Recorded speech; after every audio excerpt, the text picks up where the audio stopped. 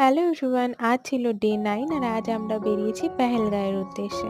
আমাদের mainly ৩টে point দেখার ছিল, আরু ভ্যালি, বেতাব ভ্যালি আর চন্দনওয়াড়ি।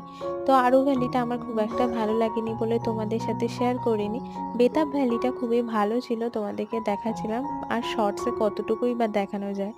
তো এখানে আমি এনজয় বলতে এই পার্কে এই যে বাচ্চাদের জিনিসগুলোতেই করেছিলাম, যাই হোক। তারপর এখান থেকে চলে গেছিলাম চন্দনবাড়ি, যেটা আরো উপরে ছিল। আর ওখানে যেহেতু দূরে পাহাড়ে বরফ পড়ছে, তো নিচে এত ঠান্ডা ছিল কি বলবো।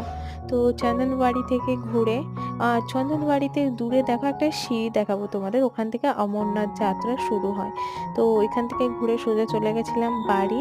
আর আমাদের যে হোটেলটা ছিল সে তার পিছনেই ছিল লেডার নদী। তো সেখানেই বসে দুপুরে লাঞ্চ কমপ্লিট করছিলাম। খুবই মানে একটা যে কি সুন্দর অনুভূতি তোমাদের কি বলবো। তারপরে তো বাড়ি যাওয়ার পালা নেক্সট দিন। তো দেখা হচ্ছে নেক্সট